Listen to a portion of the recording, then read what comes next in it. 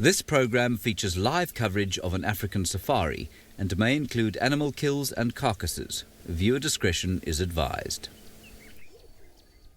Hello and welcome on another sunset safari on a cloudy and somewhat gloomy day here in South Africa. My name is Jamie and this afternoon Craig, Batman himself, is on camera with me, and we're coming to you live from a place called Djuma Private Game Reserve, which is in the greater Kruger National Park area of South Africa. Now, I don't want the elephants to disappear off into the distance, so we'll watch them while we talk through a little bit. So today we are joined by students from Riverbend Elementary as well as Diamond Springs Elementary. So welcome to you guys. We have a mixture of kids from 4 to 8 years old. Look at the baby elephant. Now what you are watching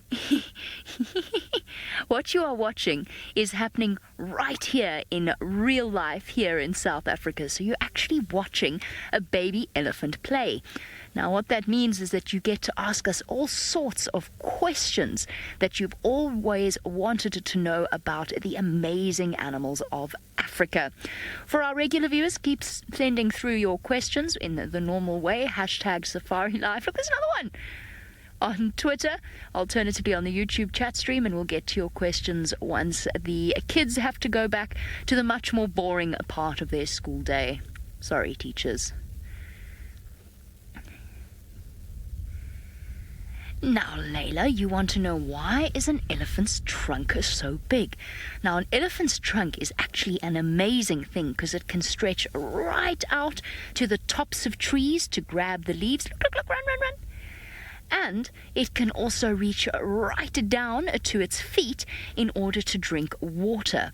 So imagine if an elephant had to eat without a trunk. It would struggle really, really hard to get a good bite out of the leaves. So that the trunk is long so that it can wrap around leaves and grass and transfer it from the trees or the grass into their mouths. They also use their trunks to drink. Not like a straw. What they'll do is they will kind of breathe up through their nose, but they don't breathe the water in. They suck the water up into their trunks, and then they take their trunks up to their mouths, and they blow the water into their mouths. Isn't that crazy? What a strange way. Imagine if you had to drink like that. I don't know if you've ever got water up your nose by mistake, but you know it's very, very uncomfortable. But for the elephants, they're not bothered about it at all. So there we go. Layla sent through a question. Remember, you can as well. There's lots and lots of things to know about these amazing animals. So while you think about the questions that you would like to ask us, we're not just in South Africa. There's actually somebody up in Kenya, which is all the way up on the eastern side of the African continent, far away. His name is Steve. Boys and girls, and welcome to the Mara Triangle in Kenya. My name is Steve, and I'm joined on camera by Big James. And well, it is a wonderful day out here. It is 30 degrees and 86 degrees Fahrenheit. It is a marvelous afternoon, and we are out. And what we're looking for is some lions. Would you like to see lions? Yes? Come on, let's see if we can go find some. Are you ready? Let's go. We see some vehicles in the distance, and we think they might have some lions. The Mara Triangle, there are a lot of vehicles that drive around here looking for animals. Wow, Ryan, that's a great question. You want to know how many times a lion eats in a day? Well, it really depends, Ryan, on how big the animal is that they catch. So if they catch a small animal, they might only eat once. But if they catch a really big animal like a giraffe or a buffalo, they can feed 5, 6, 7 times until the animal is completely gone. I've seen lions on a giraffe for 2, 3 days, constantly just feeding. As they get hungry, they feed again, then they lie down, feed again, lie down. So it really depends on how big the animal is. But a very good question. A lion can eat a huge amount of food in one sitting, probably between 60 and 80 pounds in one go. Can you imagine that? Whew. That would be one very full stomach, wouldn't it? 60 to 80 pounds in your belly. Can you imagine that much food? I don't even think our entire camp could eat that in a week. But lions are remarkable animals, and just up ahead we've got some vehicles that are busy looking at something. We don't know what yet because the grass is very long, but we are allowed to drive off-road out here. We've got special permission to do so, and so we are going to see if we can get a little bit closer to whatever's hiding in the grass. But there's a couple vehicles over there, and well, they generally are either looking at lion, cheetah, leopard, so who knows, we might be lucky with a lion. But anyway, all the way back down in South Africa, Lauren is out on drive, and she's got one of the newest and cutest addition to the Djuma family. Good afternoon, boys and girls. Right now we have a herd of impala. Now impala are a type of antelope, and here we have boy impalas and girl impalas. So the one we're looking at right now has horns on its head, so that means that it's a boy impala. The girl impalas do not have any horns. And within the herd somewhere we have baby lambs, very small, tiny, newborn baby lambs. So my name is Lauren, and please do send in your questions using that hashtag Safari Live, and let's see if we can find a little lamb for you. Yes, there we go. Look how small that little impala is. It is so cute. Now it is lambing season, so we are seeing a lot of baby impalas around right now. So this one could only be about a week old.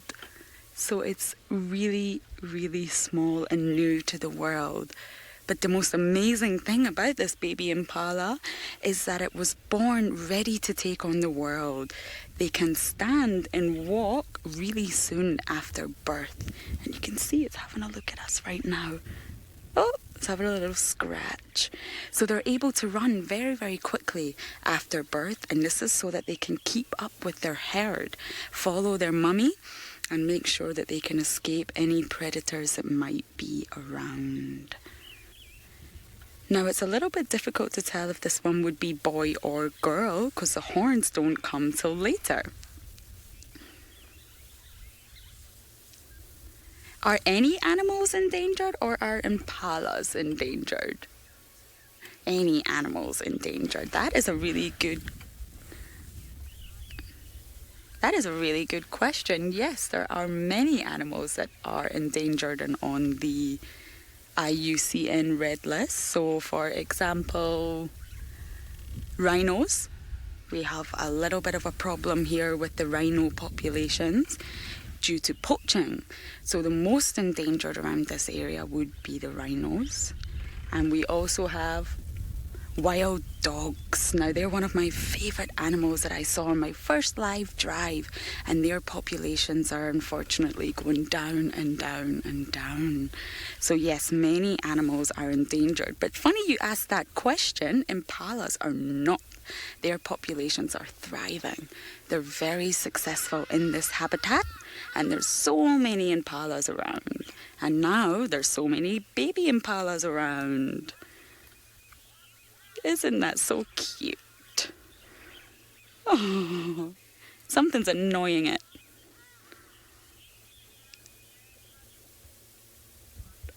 Mrs. Carter, that's a good question. Yes, these lambs are walking very quickly after birth. It's almost instinct. They can just stand on their own 2 feet and start walking within the hour.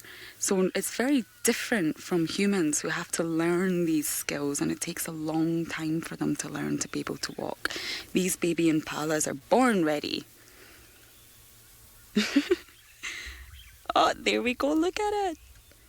Just springing off to join the others, possibly even mother is over there. And it literally does just look like a mini version of the adults. It will probably grow very quickly. It will grow into adult form very, very soon. So while we enjoy this lovely herd of impalas, let's go across to Jamie with an elephant.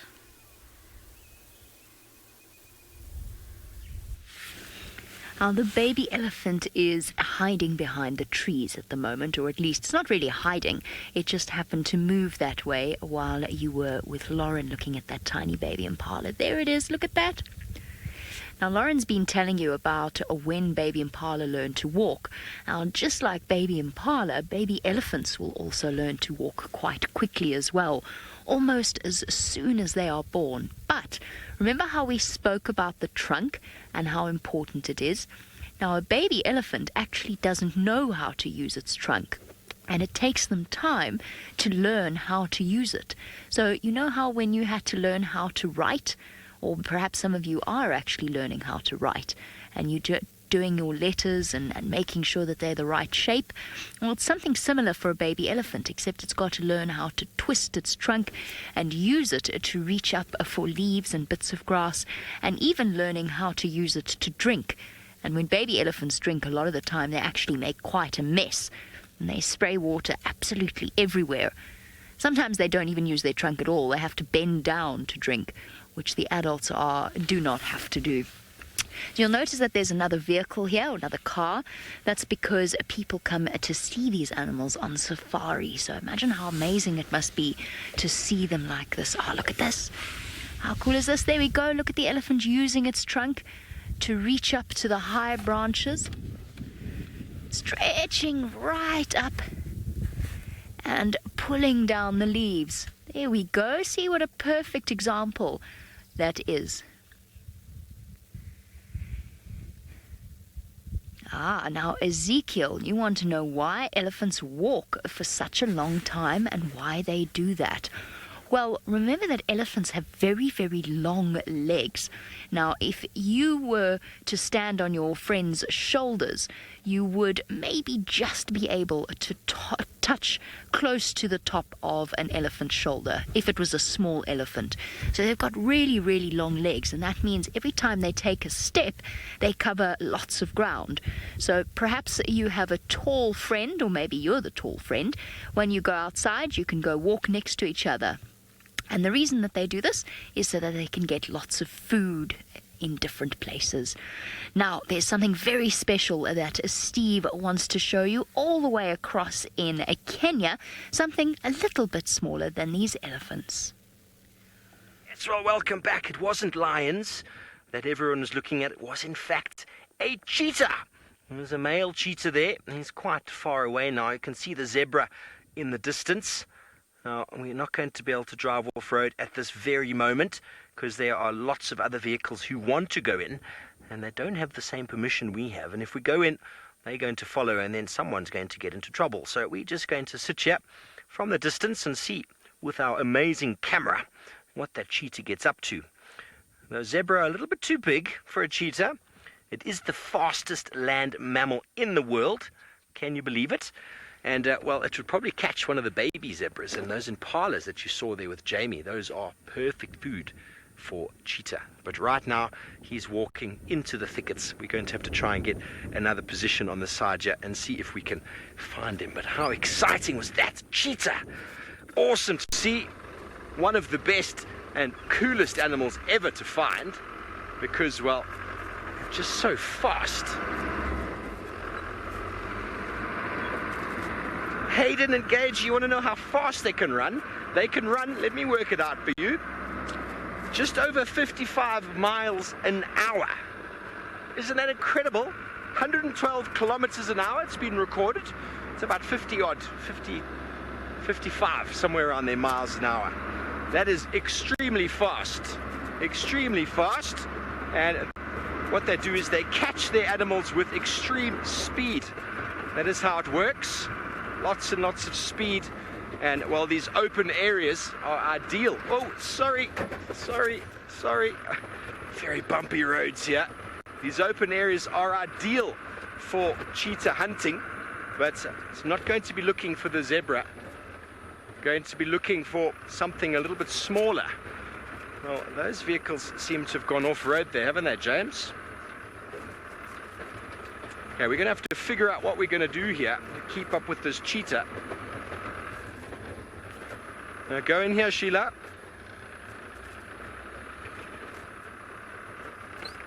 We're Just going to gauge it quickly and figure out where we're going to go from here next. Just bear with us. Let's see if we can see. Okay, well, while we try and find where this cheetah's gone, let's go back down to South Africa with Jamie, who's got her very beautiful elephants. Okay, well, hopefully Steve manages to catch up with that cheetah. Now, unfortunately, both of the little baby elephants that were with this herd have now moved into some thick vegetation. But here comes one big elephant walking past. Now, that is a big old female. Now, elephants can live almost as long as people can. So the oldest elephants, and they're usually the female elephants, can sometimes be up to around 70, sometimes even 75 years old. Although that's a very, very old elephant. And they live together in families. So the females will stay in the herd that they're born into for the rest of their lives, raised by their mothers and their mothers' sisters, so their aunts and their cousins, and they have friends to play with. Males, on the other hand, when they reach when they're teenagers, then it's time for them to move on, and they actually spend their lives away from the rest of the herd.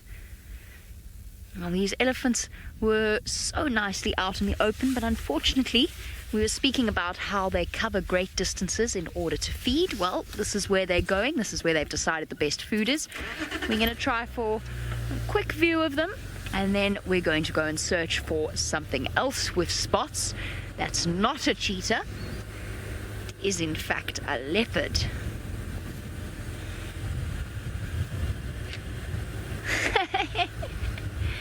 Olivia, that is a very good and very scientific question. Here we go, there's the little baby. Now, Olivia wants to know how much an elephant's poop weighs. Olivia, I'll see if I can even find some elephant poop for you so that we can have a good look at it. An elephant poop weighs quite a lot. And in fact, an elephant can defecate out. It poops out about a third of what it eats. So in one day, an elephant can poop around 60 pounds of, well, poop. So we'll see if we can find some. One big elephant poop, which is one ball of poo, weighs around about probably 4 or so pounds. So just under 2 kilograms. But that's a very good question because it tells you a lot about how much elephants have to eat all day in order to stay as large as they are. Now for this little tiny one over there, it's not ready to eat solid food yet. Just like babies, those of you who have siblings or cousins who are still using a bottle, this little baby isn't ready to eat solid food yet, but it will get there. But it will still drink mum's milk. So it'll eat leaves at around about 6 months old, and it will continue to suckle from mum. Just hold on one. Oh, no, we're good. All good. I thought I was going to have to move out of the way. Look how fuzzy it is.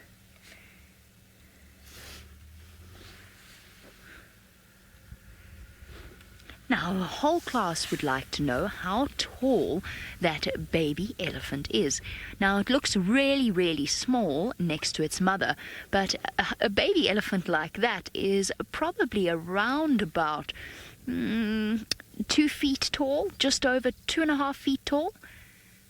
So it's actually quite tall, and in fact can weigh, sometimes they're born and they weigh almost up to 100 kilograms, so over 200 pounds. So it looks really small, but if that little baby elephant came running at you, it could actually knock you over, because they're surprisingly big and surprisingly strong. But luckily we don't have to worry about that, because the little baby elephant is perfectly happy with us and is ignoring us completely. It's so cute. Julian, another very good question. Julian would like to know why it is that animals have tails. Now, an animal's tail tells us a lot about the animal. So for elephants, using it as a fly swatter. So to sweep around that area around the back of the legs to keep the flies from settling. But tails can also be used to tell an animal's mood. So remember that animals don't have lots of words to talk to each other in the same way we do as human beings. They speak to each other through a combination of some sounds, but mostly through body language. So you know when you frown or you smile at your friend to say either you're cross with them or you're happy to see them? It's kind of like that, except it's a bit more complicated.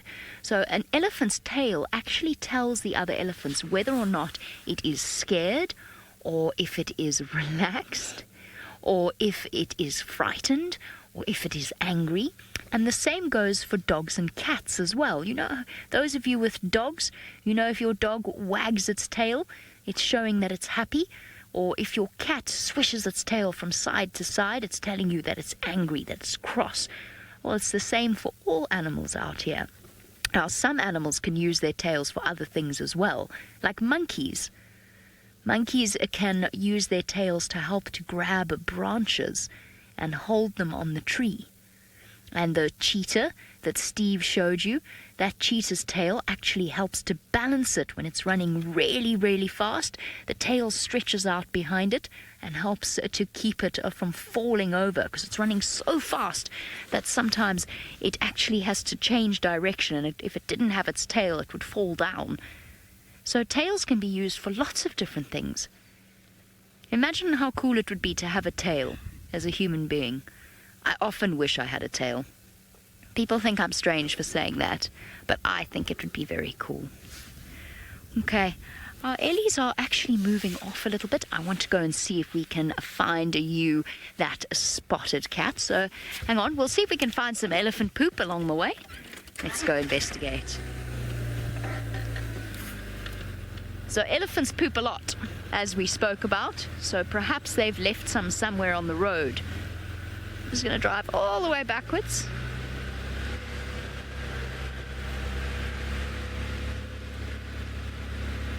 Okay, while we look for some elephant dung to show you, as well as the cat I'm looking for, let's go across to somebody that you have not met yet. His name is David, and he is all the way up in Kenya.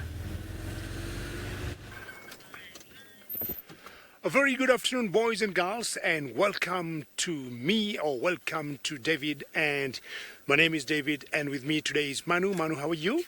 And we are very excited to have all of you, and I'm sure everybody else, all my friends have told you, should you have any questions, please ask questions or any comments you may have through your teachers. And at the moment, I don't have any animal as yet, but I just want to show you how beautiful a place I work in. We're in the Mara Triangle in Kenya, and hopefully those elephants will be found. If they don't get the elephants they promised you, I could surprise you by being the person to get the elephants. Now, if you look carefully, all what you see is an open area with grass and one tree here, one tree there. So this kind of vegetation is called savanna. It's a bit different from what you saw in South Africa, because in South Africa, the vegetation, it's more of thickets or many trees.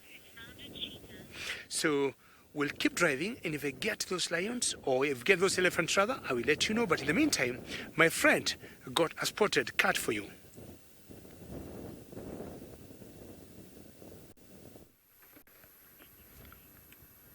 Yes, well, we have managed to find him again. Here he is. Isn't he beautiful? The spotted cheetah, the world's fastest mammal, fastest land animal, in fact. Beautiful spots. You see, the spots are solid, as if you took a crayon and drew them in. The leopard spots are actually not solid like that, like a rose, so they sort of got a round bit and then a little bit of gold inside, whereas the cheetah spots are black, completely black. And believe it or not, it actually helps to camouflage them very well out here. Even though they are very fast, they need to try and sneak up as close to the animals as they can before launching that very fast sprinting attack. of 55 miles an hour. And proper acceleration, though, if you know what that means, when they start running, they get very fast, very, very quickly. Hello, Brian. You want to know how sharp their teeth are? Well, they're definitely sharper than our teeth. The cheetah's not known for being the most powerful of the cats, but their teeth are very sharp. They're able to cut into skin, and they've got also quite a powerful jaw to when they catch their animal. They put their mouth on the throat or on the nose, and they suffocate them. And they have very sharp teeth to do that. And then the teeth, hopefully, he can open his mouth a little bit better. You can see the teeth in the front. And they are very sharp. Obviously, much sharper than our teeth. All predators' teeth are very sharp. But they do wear down a lot with age. But this is a beautiful male. We don't really know who he is. We saw him for what we think the first time this morning. And well, here he is, walking through the beautiful long grass for you. And obviously he is going to walk behind us, so we're going to have to reposition our car so that we can see him. If you give us one moment. Hello, Kaylee. You want to know how big a cheetah is? Well, a big male cheetah can get up to about 140 pounds. A female maybe 110 pounds, maybe even less, 100 pounds at the most. They don't get very big. But that is to enable them to be very fast on the landscape. Just going to stop here and watch him walk through the beautiful long grass for you. Now, this individual cheetah probably weighs around 130 odd pounds. Oh, here we go. He's just plopped down. Just plopped down in the long grass. There you can just see his tail. You see how the spots make for very, very good camouflage. He's been walking for some distance in the sun. It's probably made him a little bit warm. And so now he's gone down into the grass and he's vanished. Imagine if James... Oh, there we go. His head is up again. Isn't he beautiful? A little bit of a scratch. Time for a little bit of grooming, of course. And he's probably looking for something to catch out in the open plains, but something that is more suitable for his size. So the impala that you saw earlier with Lauren, that's a perfect size food. And animals smaller than that are the perfect prey animals for cheetah, as well as any babies that might be around. So baby zebra, baby wildebeest, and things like that. But mama wildebeest and mama zebra can be quite defensive over their youngster, and well, sometimes will turn around and fight the cheetah. That's what they do best, looking after their kids. Very, very good parenting. But we're going to see if we can get another view. I've completely lost him now that James has taken off the frame. See if you can find him. He's gone, completely camouflaged. Ezekiel, well, you want to know why they're so spotted? Well, have a look. Can you see him? No, because what the spots do on all animals that have spots is that the spots are designed to break up their sort of patterning, their coloration. So they sort of blend into the leaves, they blend into the grass. It's camouflage, really. Like if anybody goes hunting, they wear camouflage clothes so that they disappear in the vegetation. It's exactly what a cheetah does. It wants to hide from predators, and it also wants to be able to sneak up as close as it possibly can to any of the animals they want to catch. Because although they are very fast, they're not able to run very fast for very long. And most of the animals out here, well, if they see a cheetah, they will just keep away from him and get away as many times as they need to, because the cheetah can only run that speed for a few hundred yards, and then he gets tired and overheats. It's like your dad's car and the engine. If you took the water out and you rev the engine too much, it'll overheat, it'll burn out. So that's what happens to the cheetah. He gets very hot, has to sit down and lots of breathing to cool down again, because it's an enormous amount of effort that goes into running. And here he is. Have a look how well camouflaged he is in the long grass there. He's just on, there we go. You see how, Ezekiel, how well the spots help him to disappear into the grass. And of course they scratch. Cheetah scratch. All cats scratch. That's what you wanted to know. If they scratch, well, they often will scratch onto trees and rub their faces. But their claws really are very much like that of a dog. Their claws don't go back inside. Like, you know, if you've ever played with a normal domestic cat, their claws are inside their feet, and when they want to play with you or fight you, they pull them out, and then that scratches and makes you bleed. Well, the cheetah's toenails, which are out all the time, are very blunt, like that of a dog, because they're using them for running. If you've ever gone running on the track at home, you use shoes that have got nice grip underneath. Well, that is what the cheetah has the nails for. And, well, I suppose it would scratch you just like any dog. If it jumped on you, would scratch. But they're not very, very sharp, so they will hurt. But they're not going to rip too badly. But their thumb, which is the claw right up on their thumb, called their dew claw, that, with all cats, they use that for catching the prey. The cheetah runs very fast behind and then will just scoop it from behind with its dew claw, which is the claw I can show you on my hand in a moment. It's that claw that the cheetah and most cats have got up here on the wrist. Have you seen that before? That really sharp one when a cat does this to you, that really sharp one that hooks around the side, that is always very painful. Well, the cheetah, that one is very, very sharp. But these of the cheetah here are very blunt, like that of a dog, to enable them to run very, very fast. But look at that, completely disappeared in the long grass. This is cheetah habitat. This is where they live. And we're so special to be able to spend time with them.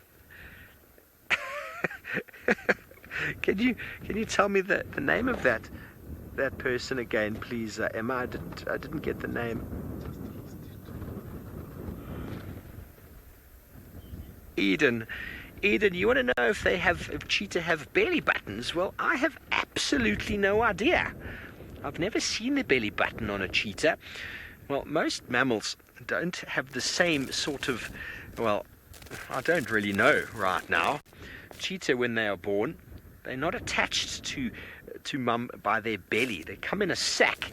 So we have belly buttons because we're physically attached to mum by our umbilical cord. That's what that long cord that gives us all of our life while we're inside when mum's pregnant. But I don't know about cats. They come in like a sack inside. But it's a very good question, Eden. Very, very good question. I don't know. I've never seen one on a cheetah. They've got a very smooth belly. I always want to go and scratch it. Lots of nice, beautiful hair there. But we don't go and touch our animals out here because they are wild. And they're all potentially dangerous. But there he is. He's gone. He's doing exactly what a cheetah does best and hiding in the long grass. And maybe in the next little while we'll see him spot something that looks good for dinner and he might go and catch it, but who knows. This is 100% live and anything could happen at any moment. He could stand up or he could stay sleeping for the rest of the afternoon. We really have no idea. Okay, well, I know someone asked Jamie a question about how much elephant dung weighed. Let's go and have a look.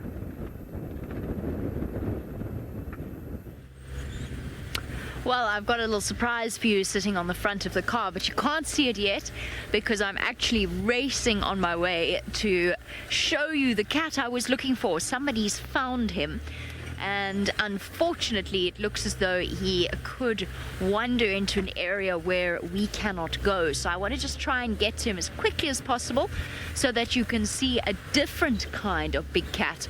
So you've seen a cheetah with Steve. Now I'm going to try and take you to see a leopard. So a cheetah is very, very fast. A leopard is very, very strong. But let's see if we can get to him. If you can spot some of the differences between a cheetah and a leopard. So you have to look very closely, and you're going to have to remember what you saw with Steve. And then you're going to have a close look at this leopard, and let's see if you can spot the difference.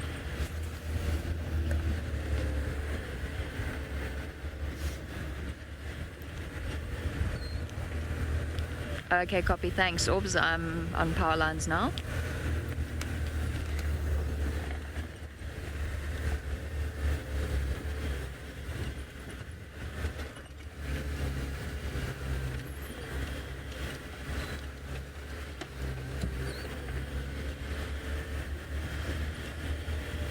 Okay, we're going to concentrate really hard on finding that leopard. I'm sorry, I was just busy talking to one of the other vehicles. While we do, let's go across to David, who is in the Maasai Mara, and he has a striped animal to show you. Well, hopefully, Jamie, you're going to catch up with something nice for the boys and girls, because if you happen to catch up with the leopard, leopards have also been known to hunt zebras. Now, we got zebras here, boys and girls, and I'm sure you all know zebras got stripes, black and white stripes, and I want to ask you a quiz, boys and girls. Do you think zebras are black with white stripes? Or do you think the zebras are white with black stripes? Hopefully that's better. And I want to tell you, boys and girls, that the zebras are similar to the horses. They're in the same family with the horses. Look at that. Remember, boys and girls, I told you, should you have any questions or any comments, don't be shy to send them through your teachers.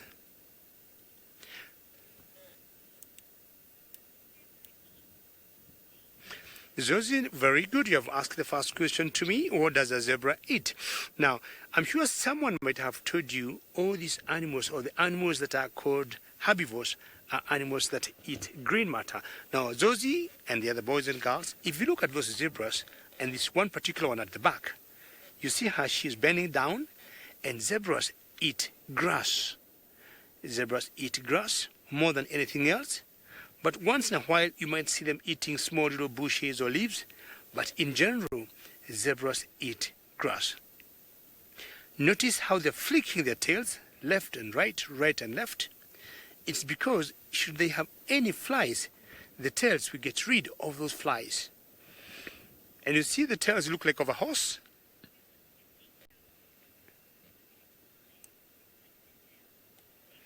Ezekiel, good question. You were number 2 to ask me a question. Why are they flicking their tails? Those are some of the questions that I like. Now, it's a bit warm where we are. You can see there's a lot of sunlight on those zebras. And what will happen, there'll be some flies that are going to land on their bodies or on their skins. Now, these flies are going to irritate or are not going to make these zebras very happy. And the only way the zebras can get rid or can get them out of their skins or bodies is just by shaking them or flicking their tails. That's why you see them moving their tails from each direction to see as much as they can get rid of the flies. Another thing why they will do that, should maybe other animals like lions look at them, the zebras will always try to flick their tails so that the lions can see these zebras are not sleeping. Isn't that interesting? So when the lions look at them from a distance, or cheetahs like what Steve has, they'll see, okay, those zebras, as much as they are bending their heads, eating the grass, they are not snoozy, they are not sleepy, they're very much awake. So the lions or the cheetahs or the leopards will not go to them. So this area, if you look carefully, the grass is very short, and zebras will always love to eat the short grass because it's very nutritious.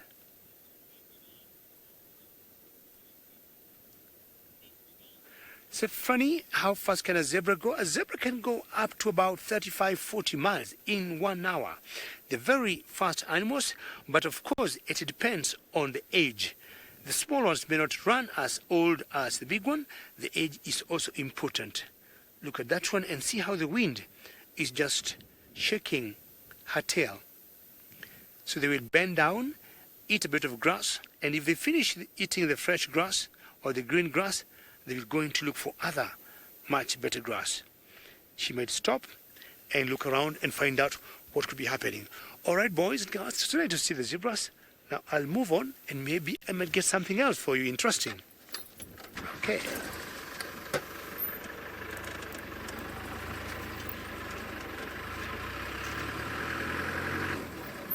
So this area we are in is a very good area also for cheetahs. Just like Steve saw, cheetahs love short grass. And they love the short grass because we got small antelopes that will come to stay on that short grass that are called Thomson gazelles. And that's the #1 food for the cheetah. We are going to try and show you the Thomson gazelles from a distance. Let's see if we can catch them. And you see what I'm talking about, where the cheetahs love the short grass because the Thomson gazelles will always come and eat this short grass. And when they come to eat the short grass, the cheetahs will always get the food. See how small those antelopes are? And those ones are called Thomson gazelles. Sometimes I call them the Tommies. So that one have eaten enough, is just resting, doesn't want to keep eating, is chewing maybe the grass that she had eaten before. But these ones are still eating. And look at the speed that they are flicking their tails comparing to the zebras that we saw earlier, or the zebra in the background there. These ones are rather fast. Chui, chui, chui, chui, chui, chui, chui, chui. And they move their tails very quickly.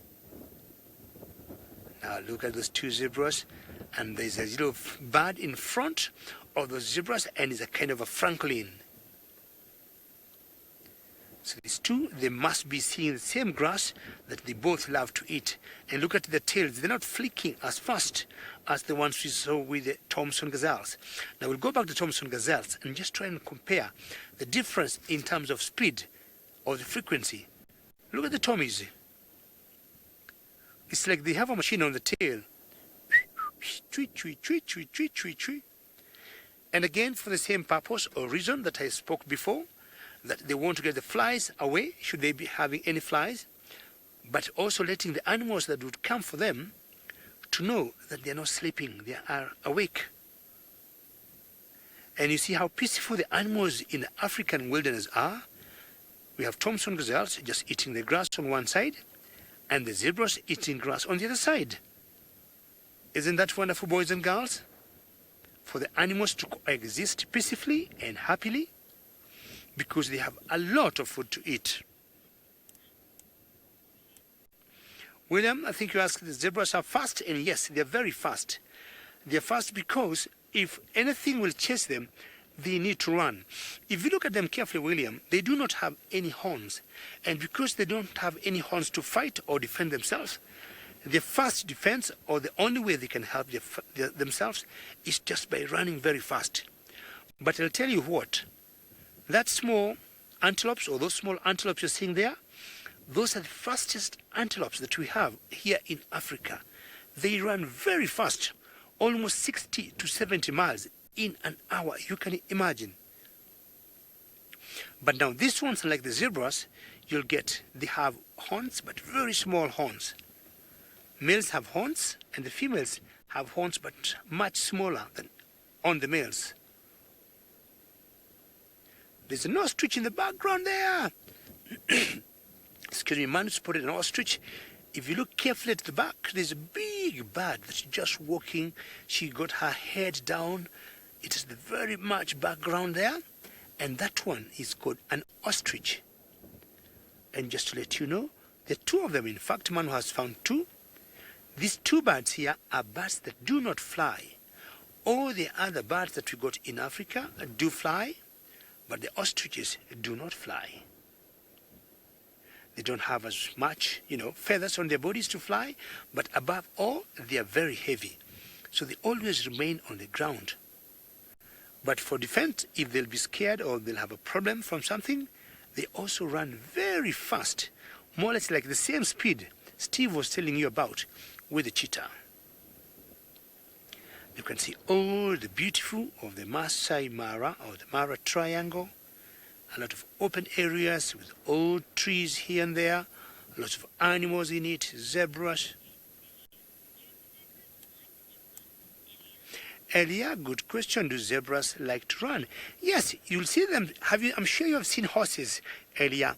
And sometimes horses, where they're kept, they'll always sometimes just decide to run and gallop, And zebras do the same. When they run, we also say they gallop. So once in a while, they will run, and they will run to practice. Should anything chase them, they'll be in good shape to run, and they can outrun anybody who is chasing them.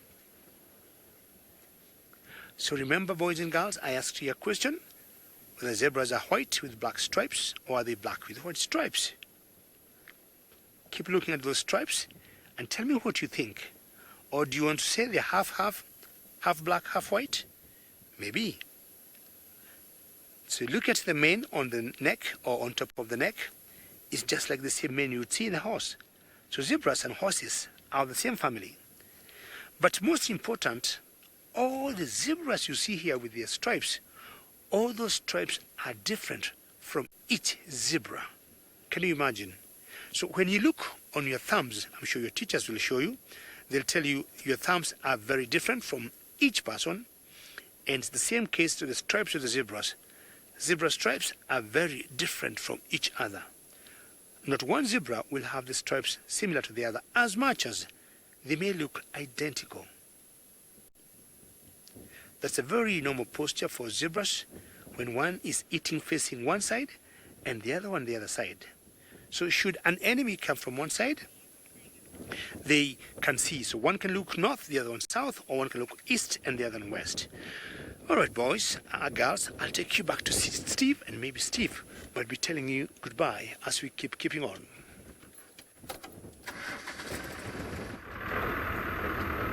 Welcome back, boys and girls, again to the Mara. I hope you've had a wonderful afternoon with us. Very educational, seeing all sorts of wonderful animals as well. I hope you've learnt a few things. And next time when you join us, you'll have lots more questions to ask. And I'm really sorry I don't know about the belly button on a cheetah. Something I'm going to have to investigate though, because that's a very interesting question. It would be a funny thing to see if they had one. I don't think they've got one. But anyway, thank you so much for joining us this afternoon. We had one final surprise for you though, that I wanted to show you just before you said goodbye. And well, there it is. There is a lion, as promised. Yay! We found you a lion. And well, that cheetah was very close to this lion when we first found him. And well, lions don't like cheetah. So that cheetah is going to move very far to get away from this individual. I'm going to try to see if I can identify who she is. But difficult for now with the light. But we promised you lions this afternoon, so I'm glad we were able to deliver. And so thank you once again to both of you schools for joining us. It has been a wonderful outing this afternoon. We managed to show you lots of animals, and well, next time hopefully we can show you some more. Have a beautiful, beautiful day, and we will see you next time. Goodbye.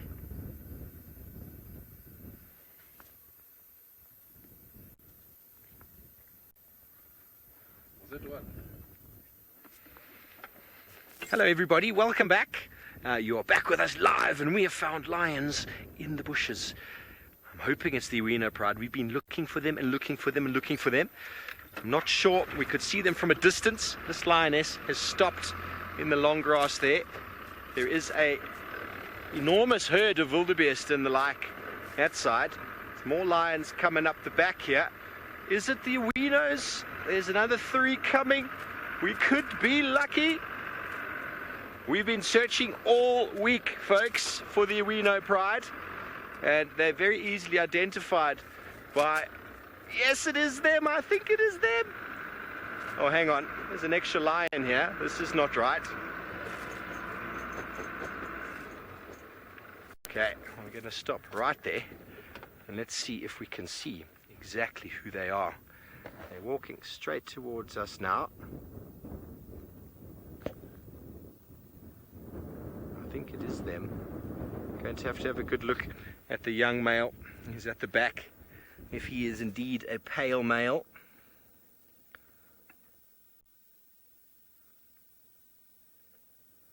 But it might also just be a remnants of the Olololo Pride, a breakup of them. We are in the area. Beautiful lioness, nonetheless. Here she comes. Bless you.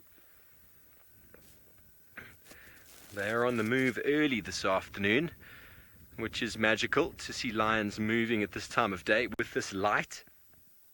And see, she's squinting a bit. Even her pupils are as tiny as they could be, because there's a lot of light coming in right now. Needs to sort out her aperture setting. But it's not unheard of for lions to hunt in the middle of the day. Hello, beautiful. Walking right past our car here. This is so cool. So cool. Oh, Vicky, there's no chance. Here's another male. This is not the Reno Pride. Are you a male? No, you're a female. My mistake. Sorry, ma'am. Vicky, we want to know who would win in a lion versus cheetah fight. Well, the average female lioness weighs 130 kilograms, 140 kilograms, so close to 300 pounds. The biggest cheetah ever recorded weighs about 130 pounds. So, oh, hey, don't sniff my car. Sorry, you've got to tell these lions not to get too close. This is indeed the Owino Pride, ladies and gentlemen. This young male here is the pale male with an injury on the inside of his left back leg. We're going to see him shortly. Well, we can see him clearly right now, but the wound on the inside of his back leg is healing nicely. He's got a nice pale sort of coloration to him, and he's also going to walk straight past the car. Hello, boy. We've been looking for you guys. Hey, don't smell my car. They're very rude, these lions. Very rude. Okay, well, we're going to turn around in a moment once we've ascertained that this male lion has moved past. Well, it is all, see, apart from me nearly rolling the car, it's all happening this afternoon. Jamie is with the one and only Hukumori. The Hukumuri who has spotted something else. So, shame. The poor kids, I promised them a leopard, or said I was trying to find them a leopard, and I did find one. But he was right in the middle of a hunt. And we do have a policy, especially with young kids, that unless we're given the go-ahead, we don't show them a potential kill. So he's seen something else. Look at that. He missed a scrub hare a little bit earlier. If you want to rewatch it, you can find the action broadcast, or unscheduled broadcast, or whatever we're meant to call them now. I think it's unscheduled broadcast on our Facebook page. Not allowed to call them action broadcasts. Naughty Jamie. I shall be beaten later. Flogged. And my fingers ironed. So he missed the scrub hare. But I don't think the scrub has actually gone too far away. And I think that's what he's looking for now. He must be particularly hungry, unless he was just being very opportunistic. Doesn't look that hungry. He hasn't eaten in a while. But the good news, folks, is that he's actually moved further away from the boundary of Djuma, further into Djuma, which is, I suppose, good news for us in the sense that at least we should have him for an extended period of the sunset safari. I don't want to count my hukus. I don't want to count my hukus before they hatch. I think I'm hilarious. Probably not, but I really feel, for those of you that don't know, huku is chicken. It's so funny. Oh dear. I'm sorry. I've still got a pile of elephant dung on the front of the car that I was going to show the kids. Oops. Ah well. As you know, best laid plans of mice and safari guides. No, I'm probably not going to keep it for safe. Oh, look, wait, hold on. We're off again. He's seen something else. What has he spotted?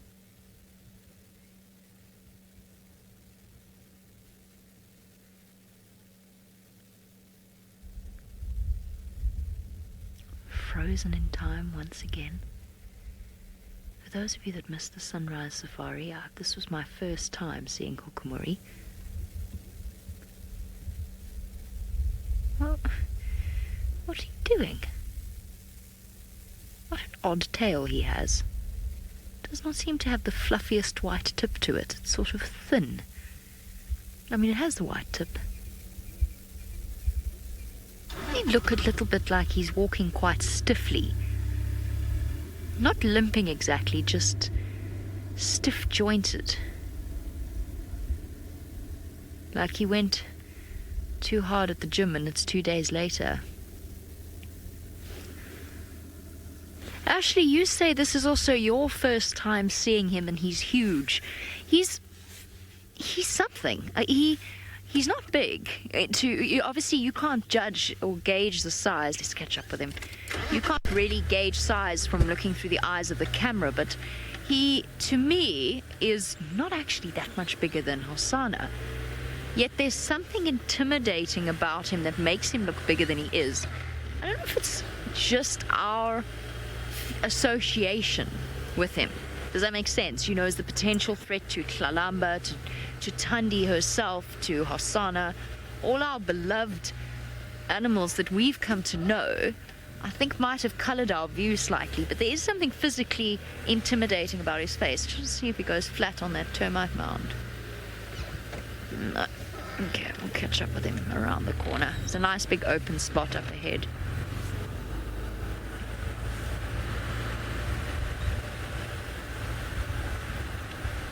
Alrighty. As we catch up with the Hukumuri, I won't say it like that anymore, I promise. Let's go across to Lauren, who has found herself a big cat. Well done, Lauren. Good afternoon. Yes, from one cat to another, we do have 3 lions here, all very sleepy at the moment, and they're actually different lions from different prides. So the one you're looking at this now is a very healthy looking male lion, and he is from the Talamate pride. And we have another 2. Oh, it's making some noise. I don't know if you were able to hear that, but the male lion's making noise over here. Oh, just moments ago he was sleeping. Good afternoon. Wow. He is a big boy. Yes, isn't he just gorgeous and very sleepy, might I add? And we do have 2 other boys who are way more sleepier, if that's possible. And these boys have a little bit of a different story. So these 2 males here are from the Mangani pride, and both of them have been quite severely affected by mange. Now, this is just a condition when little mites get into the hair follicles of the skin and cause some sort of allergic reaction, and it causes the cats to scratch furiously at themselves. Oh, we're getting a kill. One just turned doors for us there. Look at that. Look at the size of the paw. That is huge. I'm just looking at my own hand here, and wow, that is massive. So yes, both these boys have been infected by these mites. Yes, King Crod, big belly, big cat. It just literally rolled over to say hello. So they have been quite seriously affected.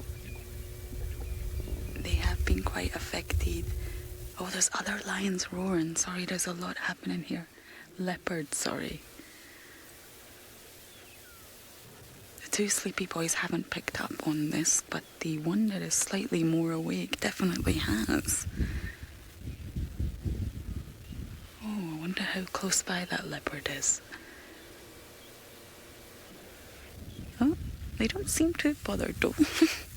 I don't believe that is an expression of much care there.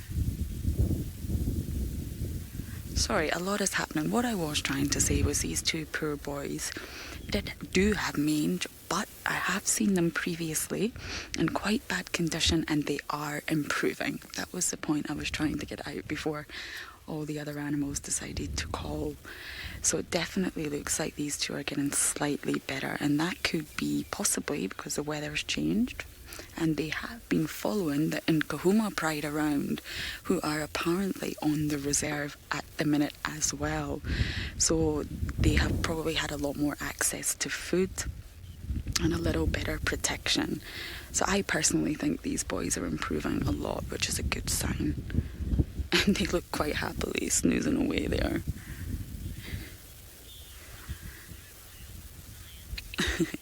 So while we stay with these sleepy boys and see exactly what happens, we're not going to leave them for a while yet. Let's go all the way up to the Mara with Steve, who also has lions. Action-packed Owinos. Well, folks, it is official. We are with the Owino Pride, the 5 lions, 2 adult lionesses, so 2 young lionesses, and the very beautiful white boy who is walking quite well. This is one of the young girls. She's following one of the adults that has just slinked behind us and gone into the thickets. Well, it's very promising that the lions are moving at this time of day. We have been searching these areas tirelessly. In the background, the top of the hill that you just saw is where our camp is. So we've been searching every day in and out of these areas, and well, they've probably just been hiding underneath some bushes. But for them to be moving now is a very promising sign. Here comes one of the other ones. I'll see who she is. Isn't she pretty? She's one of the other young lioness, it seems.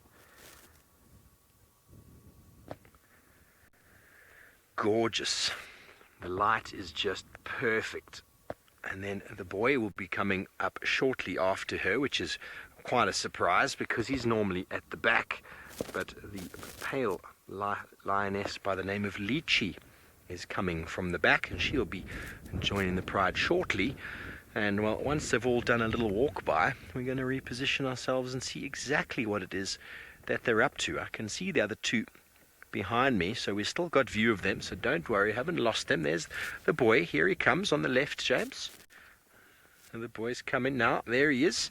Let's have a look at his back left leg. You'll see that injury that was on the inside of his hip. It is a very awkward place to get your skin damaged, but you see it's healed nicely. But you see, when you injure that part of your body, like your elbow, or not your elbow, your armpit, or the inside of your thigh or something, it's very awkward because you got to walk and you got to move. And well, in lion society, you have to keep moving. But look how nice his back leg is healed. Roshni, the lionesses do look like they enjoy the gym in the Mara. The lionesses are in a very, very good shape. And the last lioness has just come into picture, James. That's the pale lioness there, affectionately known as Lychee. She's a little bit pale in color compared to her sister. A little bit paler. But she's a gorgeous, absolutely gorgeous lioness. And, well, she's definitely been to the gym. I see that barrel chest on her. Dark nose gives away that she's older. Generally, younger lions have got a very pinkish sort of nose. And the older they get, it generally goes a bit darker. For what purpose, I do not know. It might just be with age. Excessive sunburn, perhaps. But the wind is humping towards these lions. And, well, I can still see the other group behind us. And, well, they seem to be moving in the general direction of what is an enormously combined herd of buffalo and zebra, and a combination of all sorts of other little things. James can show you on that side in the open plain here. Let's see what we can see. There is a huge aggregation of animals out there. There's some cars out there as well. There is a huge herd of buffalo, and keep going right, you'll see all the zebra. And, well, Angel, indeed, she is gorgeous and really, really special to be able to find the Awina pride again. And, well, I'm going to move because there's a small portion of that zebra herd that is just off to the right. We're not going to be able to frame it, and they seem a little bit isolated from the rest, even further right than that. So we're going to go see if we can keep up with them. We're going to give them some space, but the Awina pride, ladies and gentlemen, are indeed looking hungry, and we are excited to find them. As I said, I think for this entire week and half of last week, I've been searching for the Awina pride unsuccessfully. And then we saw some vehicles in the block. They had followed up on the cheetah that we'd found this morning, that we had a little while ago. He's still down that side. A lot of vehicles with him now. So we decided let's rather go and see what lions those were, because these guys we've been looking for. And they're moving through here. And just in front of us at about 12 o'clock, the side of the bushes there's a few lone zebra that are kind of isolated on the outskirts of the herd. The wind is coming this direction, and, well, who knows what could happen next. But down in South Africa, Jamie is still with a very cool leopard, and his name is Hukumuri. He is a cool leopard. He's very much a cool cat. He's suave, he's in control, he's seen something, actually. By the way, when I said he was moving further on to Djuma, I didn't mean that he was any further than he normally is. What I meant was actually that he went north instead of going west. So he's still on the fringes of his territory and of Tingana's territory. So he's not in any way close to Hosana. Oh. He actually growled when he stood up there. I don't know if it was just an accidental puff of air. Where are we off to?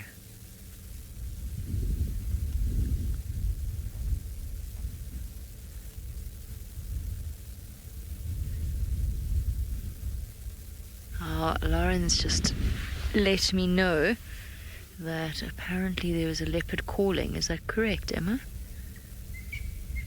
On Cheetah cut line. He could have heard that, you know. He really could have. Let's just see if he calls in response. I can't hear it from where I am, but that's because I've got pathetic, puny human ears.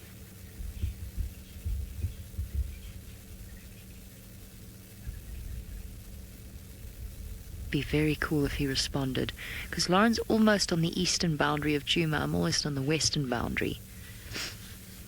There's probably a good, what'd you say, Craig, 2.5 k's between us? Somewhere around there. And Hosana somewhere in the middle, actually. Come on. Let's see if he was hearing that call. How cool would that be? Just goes to show how far they can hear. Because that's where Lauren is. I'm giving the distance to Lauren, but he's probably even further, and the wind is blowing in the wrong direction.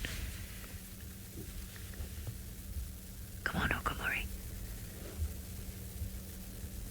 Please? Okay, fair enough. I know the feeling. Sometimes I get days when I don't want to either.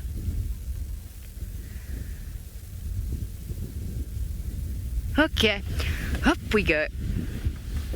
And we're off. Let me just adjust my blanket booster seat. It appears to have folded in on itself, making it slightly uncomfortable because I'm currently sitting like this. Oh, tree!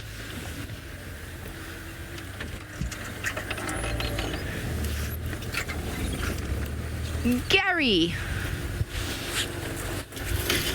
You want to know if you can judge the age of a leopard by the vibrancy of its coat? No, not really. You can't even really gauge their health, to be honest, without really knowing a lot about that leopard and knowing it very intimately. I would say that the best way to age a leopard is to have a look at its teeth.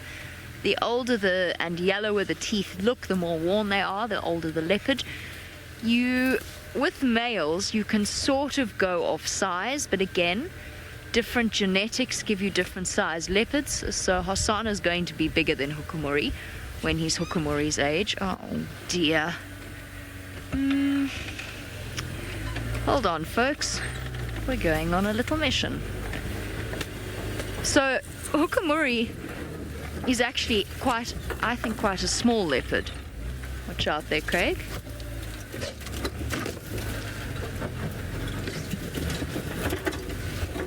He's going to take me straight to the clearing, but I can't risk losing him.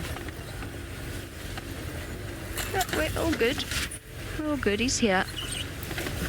Whee. I think he's going to the next termite mound. So let's just see if he stops here. Otherwise, things do get a bit tricky. What was I saying? Oh, aging leopards. The development of the dewlap in the... Ooh. Mind Aardvark Central? No, we're okay. The development of the dewlap in leopards, let me give you a view of him, because it's no fun looking at the back of my head the whole time. Much better to look at the back of his head. There's also one way that you can age leopards, but again, it's not an exact science. Some leopards are just destined to be bigger than others.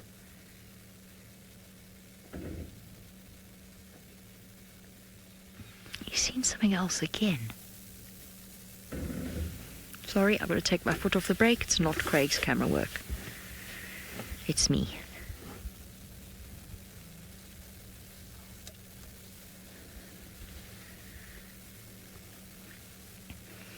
Darren, you say that Tingana would not be happy.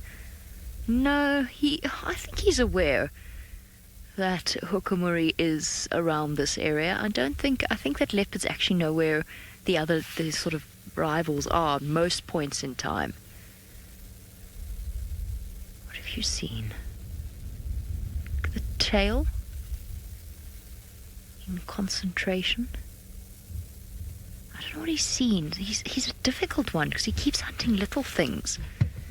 At least when he's hunting impala or something, it's much easier to gauge when you can move and when not to. I think we can move now while he's lying down, but I'm not going to go round to his face because I don't want to unsettle a scrub hair or something and flush it before he's had a chance to sneak up on it.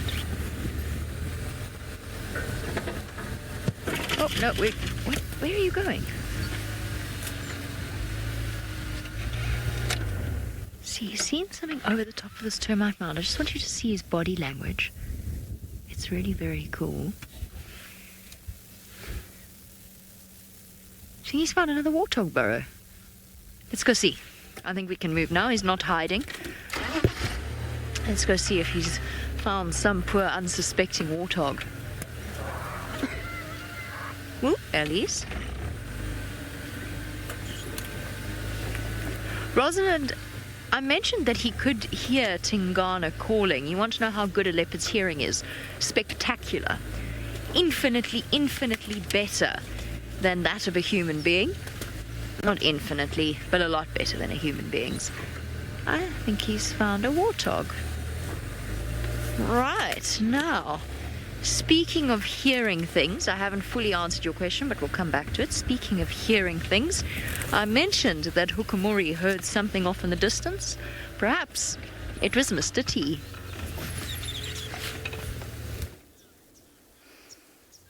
Yes, from one cat to another, we have found Mr. Tingana. And this was the calling that we heard when we were with the lions.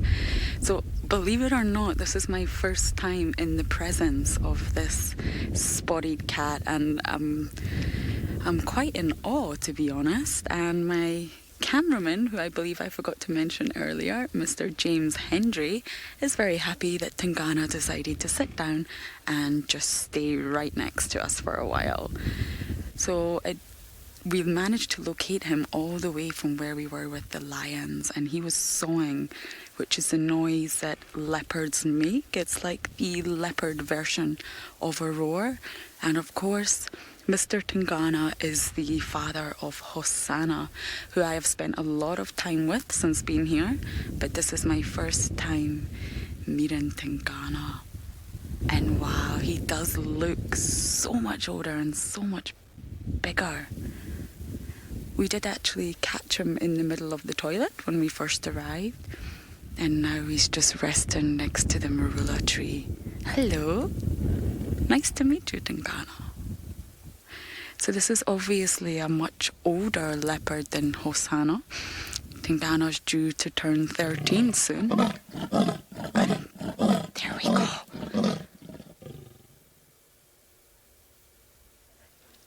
Did you hear that?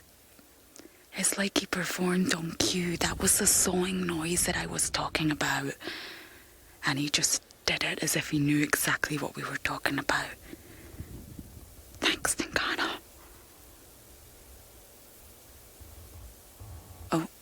He's very alert. This is what we heard him do all the way from the lions. Yes, Catherine, I love that sound too. It's really unusual. I hadn't heard it before coming out here. I haven't actually even heard Hosanna do it. Only Tingana. Hosanna's too young to do that noise. But hopefully we will see him, or hear him, do that very soon. But Tingana's famous for his sawing. And look at that huge dewlap under his chin. It's really big and quite prominent on Tingana. I wonder if he's aware there's lions very close by. So it's been a cat-filled journey today from the lions to the leopard. Now you can see his ears are twitching and moving, so he's obviously listening a lot. And Em's just said all the viewers are loving the cat. Yes, so am I. Especially my first sighting with this one. Oh, we're getting up.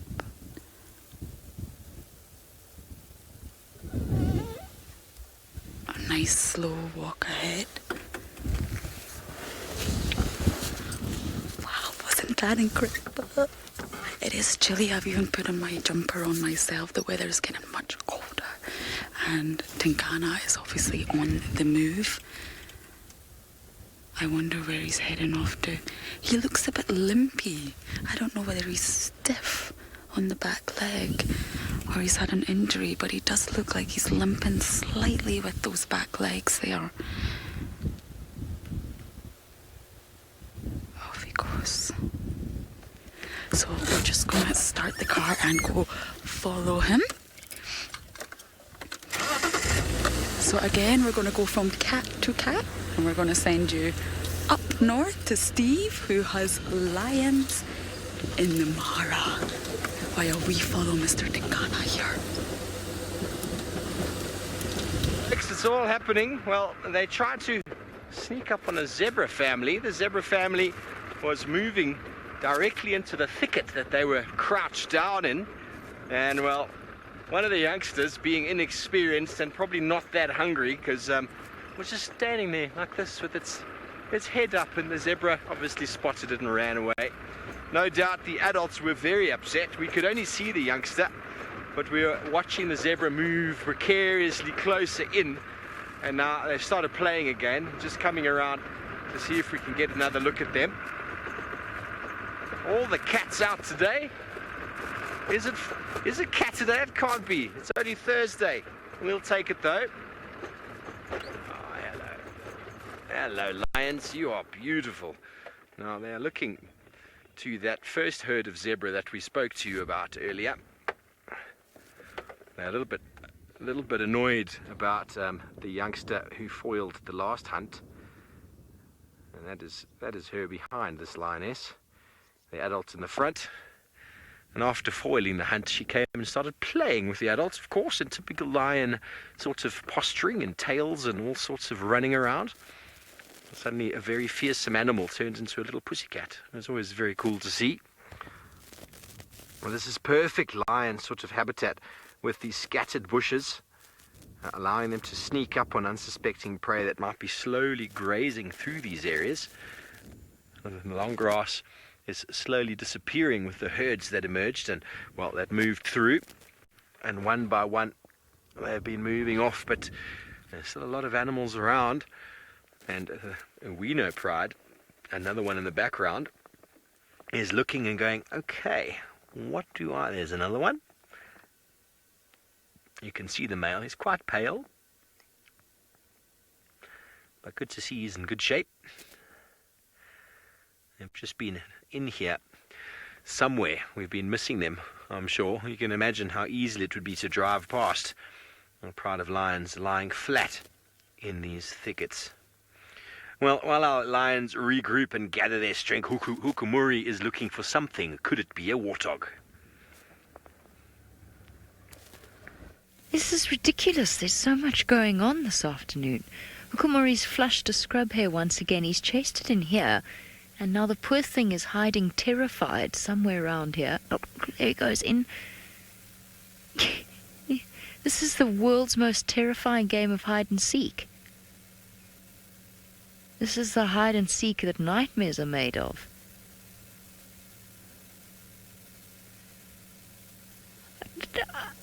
Honestly, I have no... Hold on. Oh, we're going that side. No, we're going back around again. Is he not sure, Emma? I don't think so. He's keeping us guessing. A moment earlier, while you were with Steve and Awino's dashing around, he went to scent mark, and I think he basically scent marked on the scrub hare. And this poor thing came flying out. He went for it. He missed. There's just so much going on. Okay, All right, no, we're good. I think he's given up on the poor scrub here, who is hiding somewhere going, shame. Oh, now we're going on to the termite mound. Roshni, I know, scrub hares are not exactly an animal with a slow heart rate, but at the moment it must be positively thudding away in that tiny chest. This is really horrendous, Hukumori. This is absolutely revolting. There's just stumps everywhere. Right. The ridiculous luck of this afternoon continues. We've got two dominant leopard giants of Djuma, and David has managed to find something very small and very precious.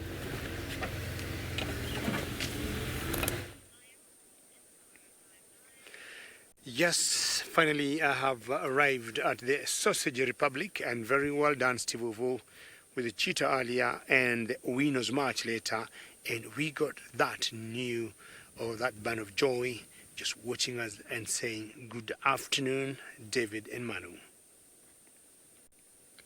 This is one of the cubs of the Sausage Tree Pride, and we just found the pride, 4 of the females, or the 4 of the 5. That's very good, young. Well done. We're thinking now this one should be going to about 7 weeks old, this cub. And my belief that could be the mother. And the mother of this one is called Limpy. That's the other member of the Sausage Tree Pride. And we've got 2 others that are just laying somewhere on the ground. And this one staying on the vantage point of the termite mound is for the obvious reason to see the surrounding, look at what would be prey, or look also what could be an enemy, for example, hyena, which would come and maybe get this cub, or unwanted lion males. Look at how she's focusing, looking. And I'm guessing this could be Limpy, not very sure. We got 5 total of this Sausage Tree Pride. And one of them has a kink tail, or a knot on the tail, we call her kink tail. And this small little cub here, which is very anxious and just looking at us and getting curious. Do you want to yawn, or do you want to come close to the car? Not sure that to say this is teenage behavior, but he's wondering what we are made of. And M, the final control, says this is pretty gorgeous. And remember, you can interact with us on the YouTube chat. It's another very good yawn. Or are you trying to come here? Or on Twitter using hashtag Safari Live. She made a few steps towards us, and then she just there, not knowing I'm watching her as much as she's watching me. You're yawning a lot today, eh? Are you hungry? Now, the other 2 cubs of the other, or one of the other females here, which are much older than this, and I would guess they could be going to almost 3 months now. Brewery, you say that is cute, great comment, and you could not ask for a better, sighting than a mother and a cub just watching at us. Now, total of the Sausage Tree Pride are 5 females. We have been able to identify 2, and I think the one you're watching with the cub is called Limpy. And there's another one that when you look on her tail, she got a knot on the tail, and you call her kink tail, which you think is the oldest female among the 5. Now, we got 4 of the 5, and I do not know where the 5th one is, but my guess is the 5th one is one that has been pregnant, and I was wrong in guessing at the time she would be bringing down her new cubs. And if she's not here, my thinking is she could be somewhere, maybe having dropped her cubs already. I'm just guessing this is Kinky, because she's very close to that one cub. And not Kinky rather, Limpy. We call her Limpy because I think during the migration on one of the hunts, she might have sprained her ankle, and her walking has not been very good. She looks much better on her walks than she was, I would say, 2 months ago. So we'll just be waiting. Hopefully she's going to rise and walk, and going to see her walking style, and maybe hopefully the 5th female that is missing, in action here will show up. Well, Tingana is always a big male leopard with Lauren.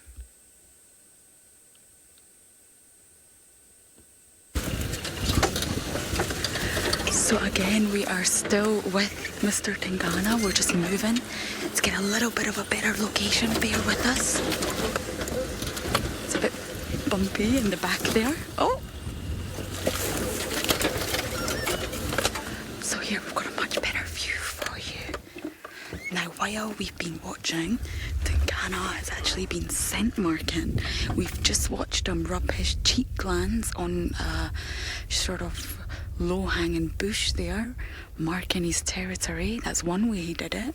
And then he actually scooshed some urine out over the same bush. So this is Mr. Tingana's way of marking his territory.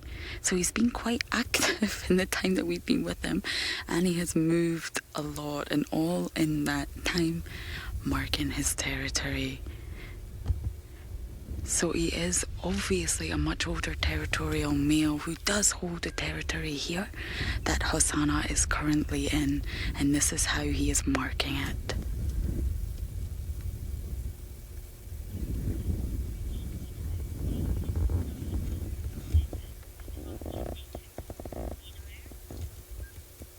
Can you just repeat that, Emma? What was from genetics?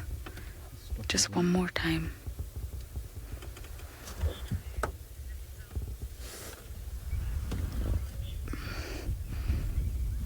Yes, I believe so, Minamu. I do believe that that would be genetic. He's not stationary at all. We're going to have to move again. He's keeping me on my toes today, that's for sure. So we're just going to move to get a much better view. Not really for me, but for my camera operator. There we go, he's moving off ahead just in front of us here. And we're just going to go follow him to get a better view.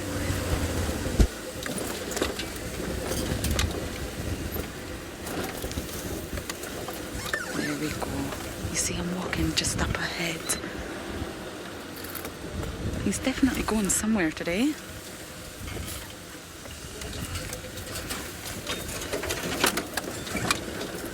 He's a tricky one for sure.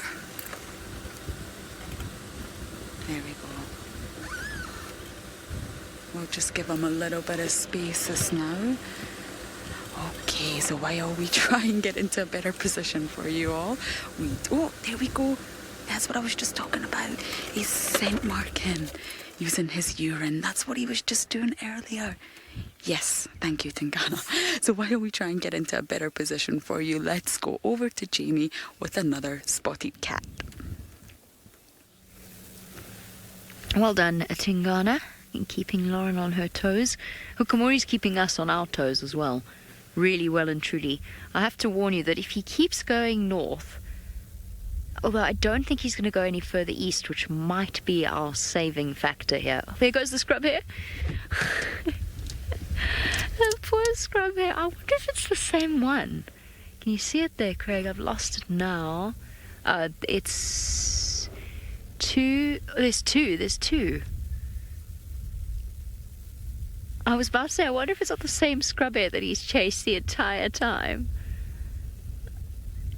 If it is, then they're clearly not very bright. Plus, there's two of them, so I guess not. He's now completely lost interest in them. On to the next thing, whatever the next thing may be. Miss Anna, you say that the hook looks quite cute. I think it's a good way to look at him. I don't know if cute would necessarily be the word I chose. He looks very buff while he's sitting like this, and scarred and manly. But yes, I kind of get exactly what you're saying. He's actually got very nice eyelashes when he turns his head sideways, when you get a profile.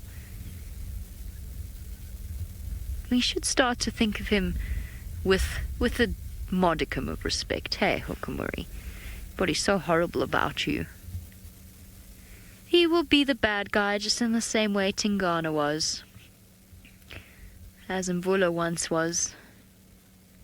It's just the way of things, as Hosanna might one day be to some people. The bad guy who is a potential threat to existing cubs and a beloved dominant male.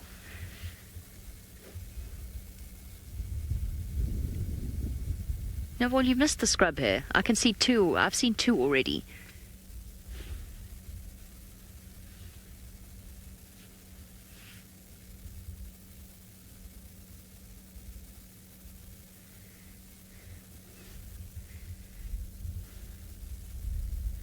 Must say, I'm quite impressed with his abs.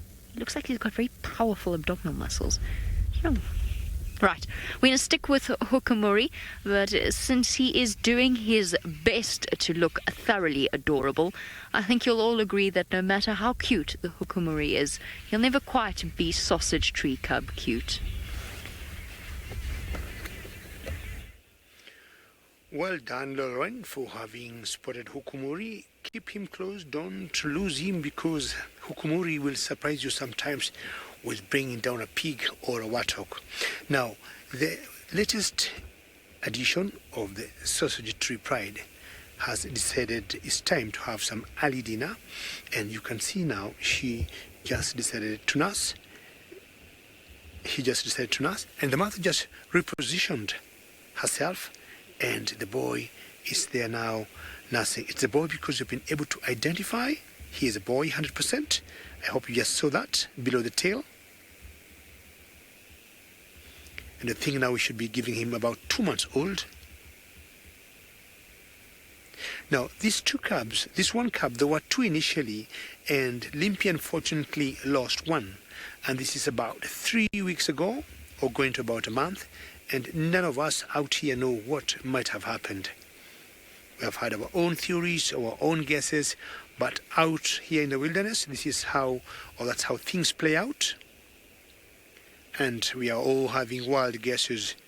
It could have been a leopard, it could have been a hyena, it could have been a snake bite, or he could have just, went astray, and before the mother came to rescue him, some snake, say for example python, or an eagle, even eagles like the martial eagles have been known to prey on them.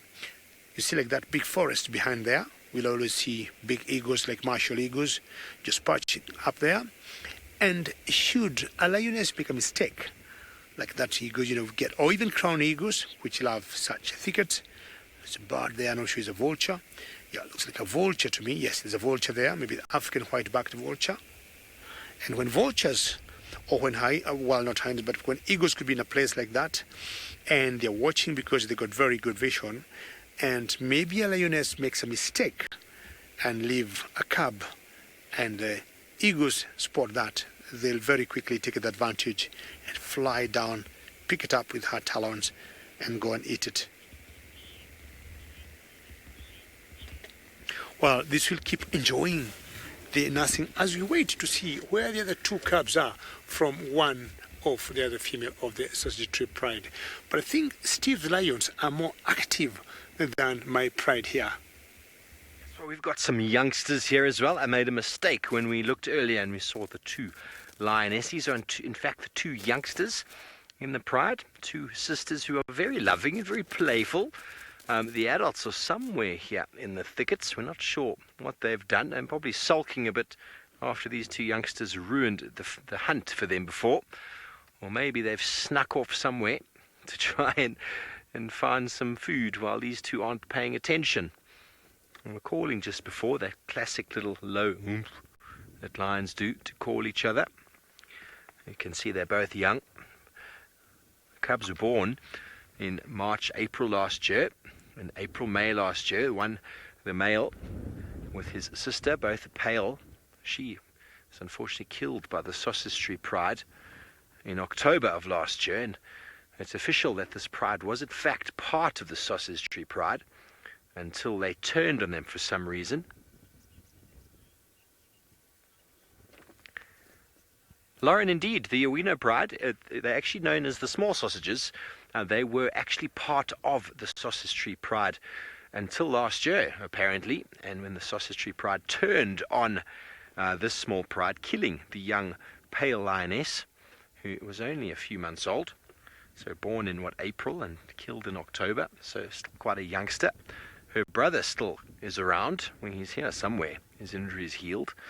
But these two lionesses are looking for where Mum has gone. Where are you, Mum? Going to call now. Probably a little low oomph coming in a moment. Well, at least we haven't lost the pride. We'll be able to follow these two that are going to be very playful until then. How can you hunt when you've got two youngsters playing around like this? It's not really that easy, is it? Often the adults will let them play and then disappear into the thickets and then provide some dinner. I suppose that's what parents do, don't they? When you're just too boisterous, they send you outside to play while they get dinner prepared. Well, anyway, an animal who doesn't mess around, he marks his territory regularly. Lauren is with the Duke of Djuma.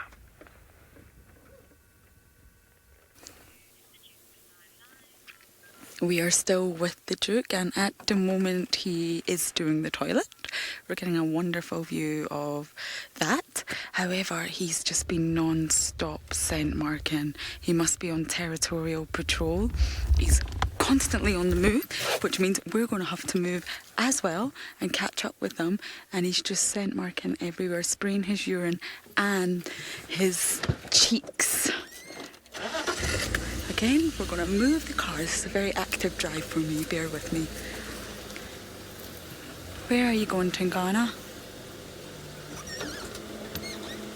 Okay.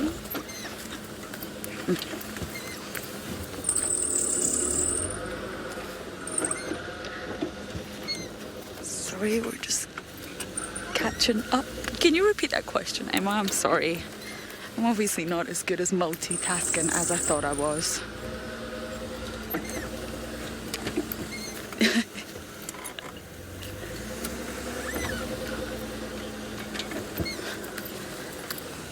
I have absolutely no idea what you're saying, Emma. I'm not going to lie right now. He wants to know, what was it like hearing him saw? Oh, what was it like hearing him saw? James translated. I'm sorry. There's an accent thing. So I will answer your question now. It was absolutely incredible. It's a noise like I cannot describe. It's not very cat-like, to be honest. So I'm just going to turn around this corner. Yes, it's a noise like no other. And it really doesn't sound like it's coming from this animal in front of us right now, but it is. It's very unique to leopards. And it definitely cannot be described anything like a roar of lions. So we finally managed to catch up with him, as you can see, but he's still moving. Let's just see where he goes from here. Non-stop.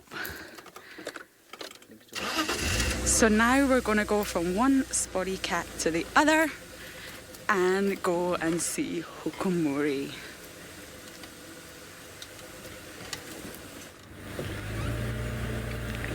There are many things that Hukumuri can claim. He is a spectacular leopard. He's done very well at maintaining a territory, but he's completely useless when it comes to hunting scrub hare. He's just gone for another one. I'm just trying to see which way he's going to go because he's sort of looking that way. He's hidden behind these guarri bushes off to my right. He just watched two of them walk past. He then went for one, tried to pounce far too quickly, missed the one that was running straight at him. This is not his forte. I'm going to stick to warthogs. Shame. I wonder why he is trying to hunt scrub hares.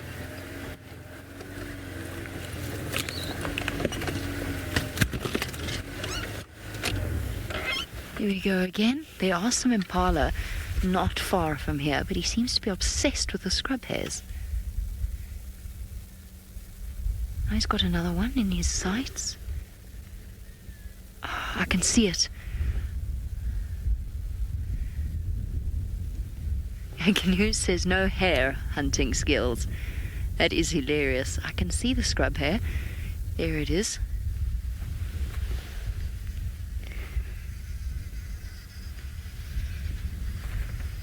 No, he is not good at this at all. In fact, I almost feel as though that the scrub hares are now taunting him.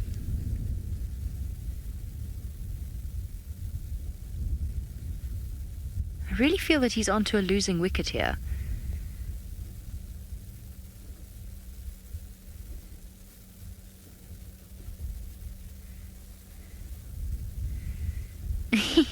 Roshni says it's raining cats and cats. I know. It's not even cat a day, and we've got cats coming out of every bush, sort of, so to speak. I'm definitely not going to get to the hyena den this evening, which was originally my plan. Thursday. Like that. Thursday. It is a wonderful Thursday. Maybe not so much for Hukamuri. No scrub hair fur for him. Why scrub hairs, buddy? Seems like an odd choice for such a big male leopard. Renowned warthog killer. Ah, leopards are opportunistic. Whatever presents itself. Where's that other scrub hair gone? It was coming in this direction. I've lost track of it. It was off to his right. I think he's seen it. Or heard it. No.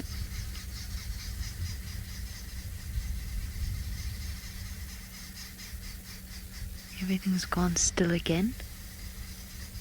Stopping to listen. You can also hear some arrow-marked babblers in the background.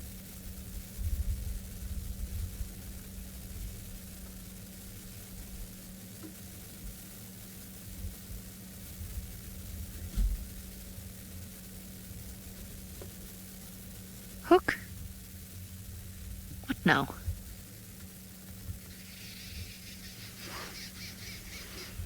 How many scrub hare hunting attempts has that been? We've watched probably 7, 8 stalks now. All of them incredibly unsuccessful. But I mean, not even close. Oh, no. I thought I saw movement, but it was just a patch of dirt on my monitor. Oh. Now we're going again.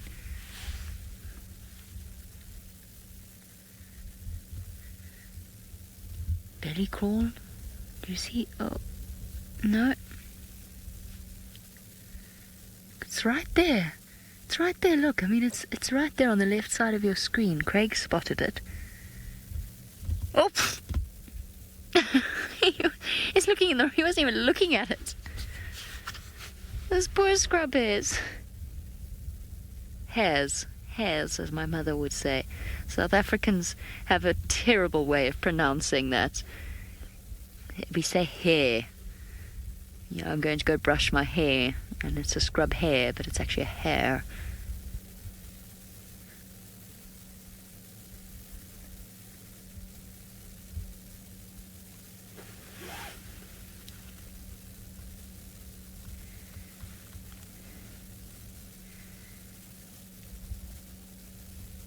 Yes, no? Is there another scrub hare that we have not seen?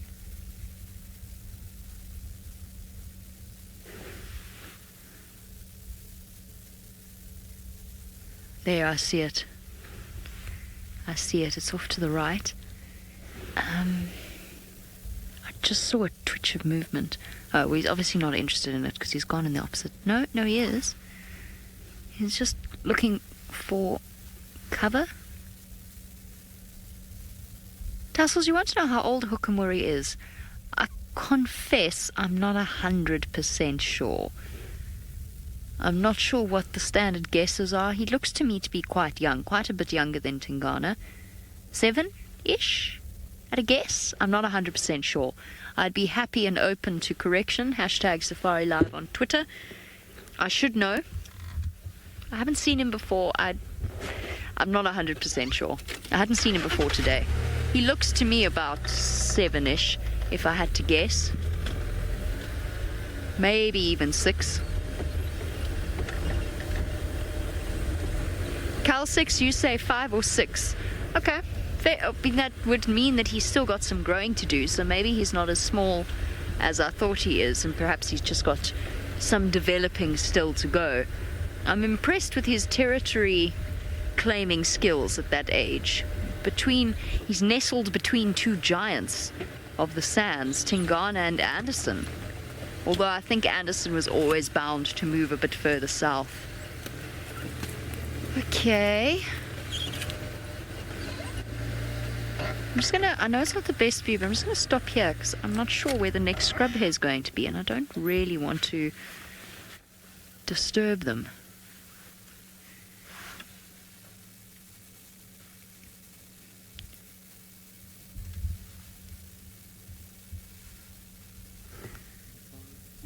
Oh yes, I see impala. Now that is a much better sized animal. Oh, the hook. Ooh, one very pregnant female. We've still got quite a distance to cover before we get there, so it's not going to happen anytime soon. So what we do while we wait for Hukamuri to close the distance between the impala and himself, let's go back to the Mara and enjoy some more cub cuteness with David.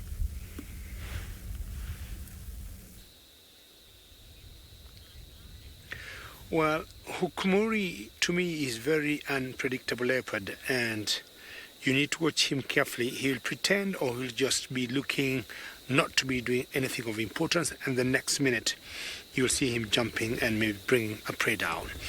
Well, our young addition here of the sausage tree pride is still nursing, still suckling milk from the mother, and his mother just seems to be enjoying the nap as this young cub is still nursing. While we have been here, we have been able to identify the other female next to Limpy, and that is a kinktail. For those who have never joined us before, this is the sausage tree pride. It always consists of 5 females, and now there are 3 cubs in this pride.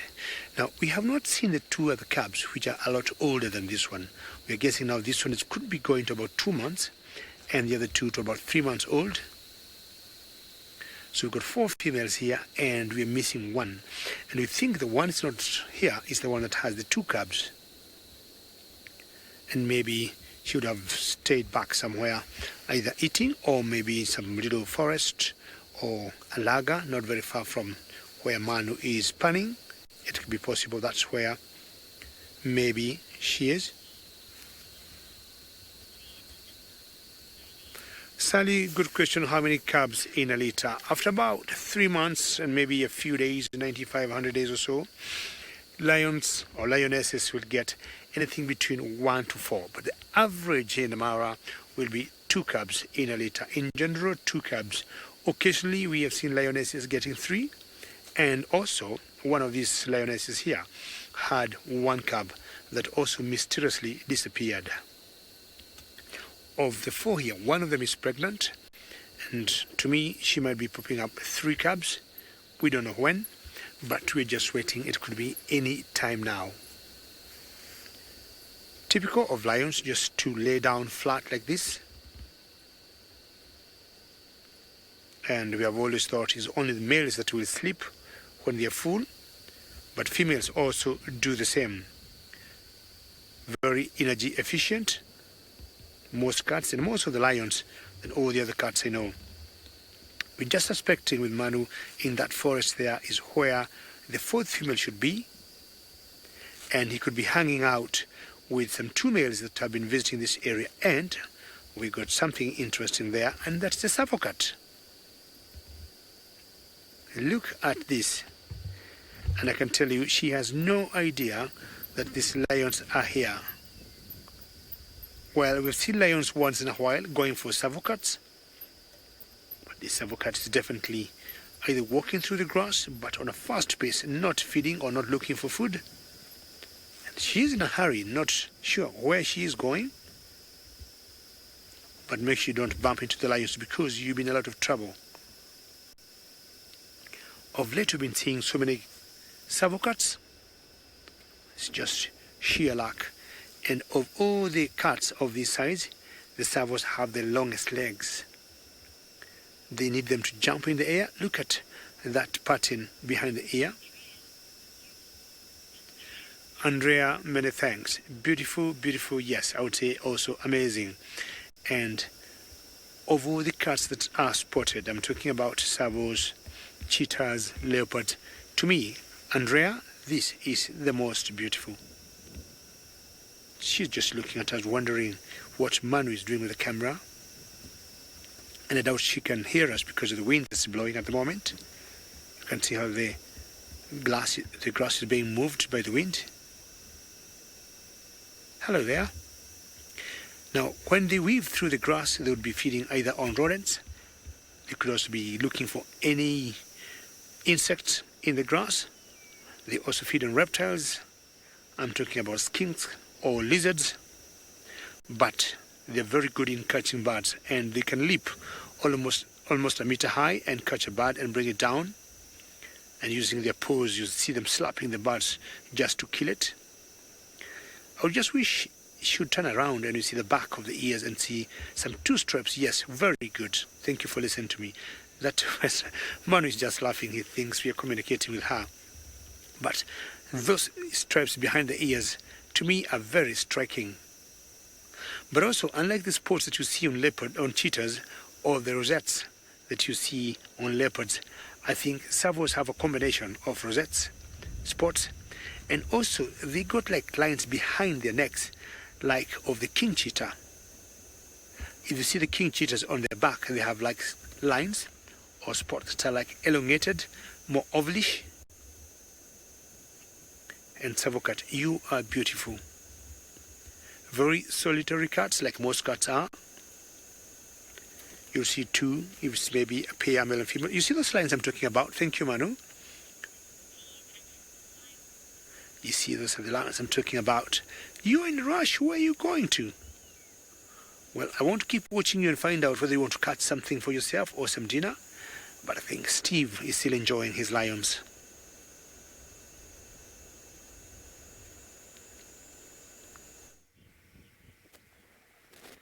Yes, I am indeed, David. How awesome is that?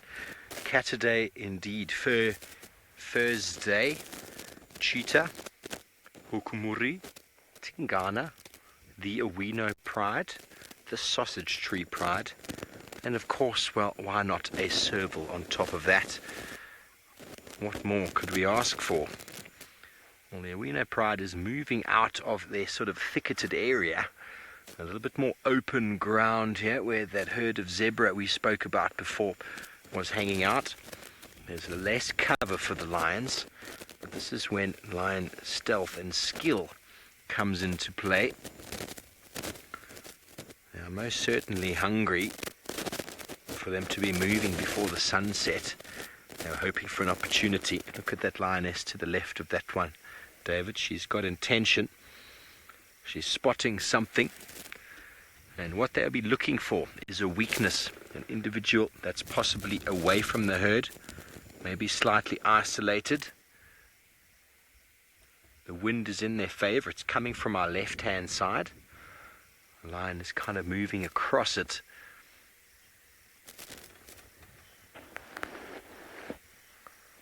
I'm sorry about any audio issues you might be having with me, folks. I'm not quite sure what's going on.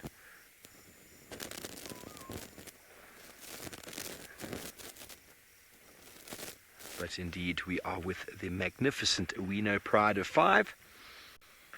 They are looking all very healthy. No doubt have been hiding away in these thickets for the last week, feeding on the abundance of animals that has been on offer. And well, that's why we haven't been able to find them. Cheeky lions. We've driven through here a number of times, but as I said, if they're lying flat down in those thickets, how can you find them? Here comes the one from behind. A little bit of attention going to be had over there. And we are in the IR spectrum, folks. And the light, as you know, has set. And these two lions are going to get stalked from the left. Oh, in comes... Obviously, it all happens behind the bush. Let me move forward. If we can see the attack that just took place from this young lioness as she tackled the other two. They can't help themselves, you know, these youngsters. There's just so much energy, pent up energy.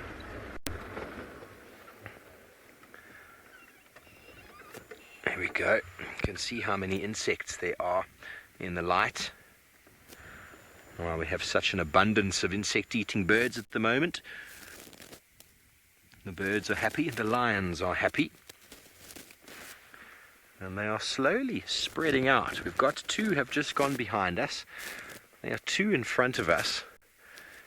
And the young boy, well, where would he be but at the back, watching the ranks play out. Two have gone left, two have gone right. This is when lions do what they do best. They will have selected some prey item, almost unknown to us by some sort of facial expression, posturing, and then all of the lions will know, okay, she's looking at that one. And then once they have ascertained, there's one on a log over there, James, just on at 12 o'clock. 12 o'clock, she's just jumped on a log. Not sure if your eye is going to be able to pick it up, but she's getting a better vantage point, the one on the right. And the right there, she's on a small stump, having a beautiful view, see what she can spot. And anyway, talking about spots, Jamie is still with that very cool cat, Hukumuri. Cool Cat has not moved from when you last saw him. It appears as though he has somewhat sensibly given up the hunt for scrub hares in favour of waiting patiently for the impala to move across in this direction. They haven't actually. To be honest, it looks as though they've moved further away. I can see one lone impala.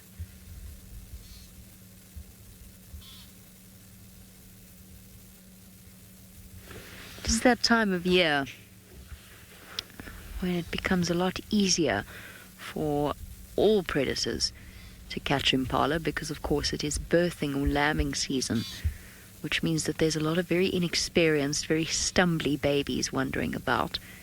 If not, there are some heavily pregnant females. The combination means that a lot of the predators get to take advantage of it.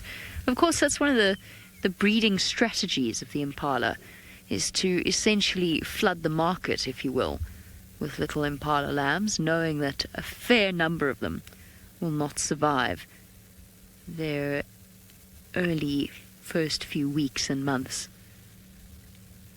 There we go, one more's come out into the open. I was saying to Craig, I wonder how often we drive past a herd of impala and there's a leopard sitting right here, just in this way, watching them.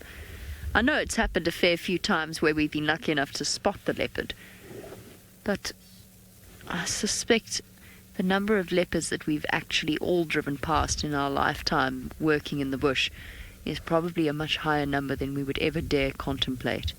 I think we would probably weep, hand in our safari binoculars, and go and work in the city in a banking job if we actually knew how many leopards we've driven past. And cheetah. And probably lions as well, to be fair. Oh, hook is up. He's looking. Still a massive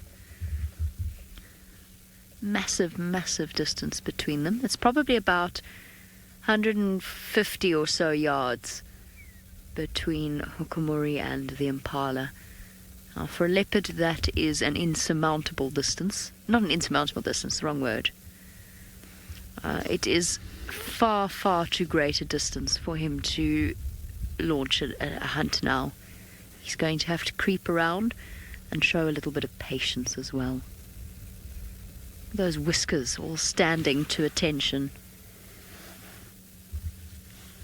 Well, for me, it's been a day of getting acquainted with Hukumuri, the leopard that I've heard so much about, and I can't believe it's taken me this long to finally have a chance to see him. I think the only one I have to tick off the list is Shidulu. I haven't seen her either. Luckily, I've seen the most important little female, which is, of course, Tlalamba.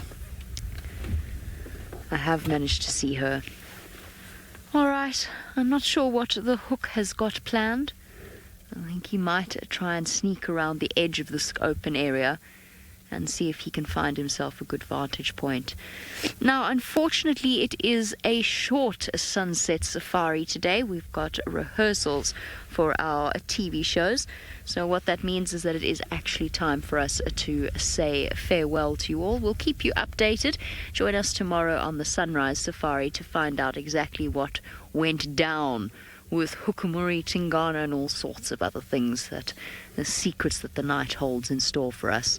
Thank you, everyone, for joining us. I hope you had a good safari, and we'll see you tomorrow on the Sunrise Safari.